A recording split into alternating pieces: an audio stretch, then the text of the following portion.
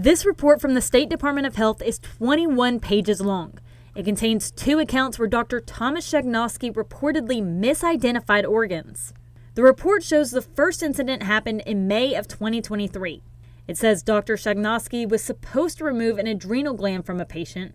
Instead, the report says he removed part of the pancreas, but reported it was the adrenal gland. The report says that patient suffered long-term permanent harm. The second incident was last month in late August. William Bryan was admitted to Ascension Sacred Heart Emerald Coast Hospital with pain on his left side. The report states Bryan originally declined surgery and wanted to go home to Alabama. But the report goes on to say after, quote, continued pressure, the surgery was scheduled. According to the report, operating room staff members were concerned about the surgery being scheduled so late in the day, and they had a, quote, skeleton crew. The report says the staff had concerns that Dr. Shagnosky did not have the skill to safely perform this procedure. The day of the surgery, the report says Dr. Shagnosky showed up about an hour late, delaying the operation. The Department of Health's report cites Dr. Shagnosky's own operative report, where he says an aneurysm spontaneously ruptured during the surgery.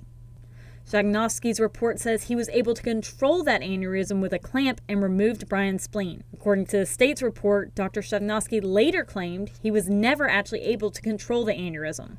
The report says the doctor also claimed that due to the shock and chaos of the situation, he was, quote, unable to properly identify the organ he removed, assuming it must be the spleen.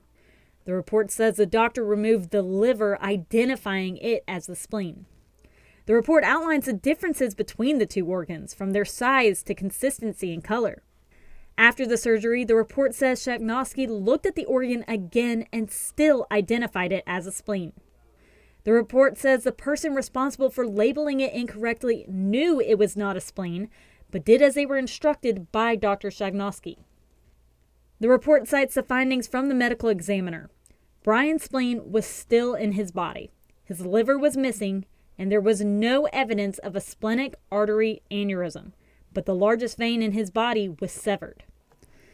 The state says it didn't believe just restricting his scope of practice was enough. An immediate suspension was required.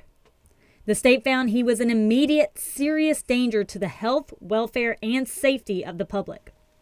Sarah Gale, WEAR News.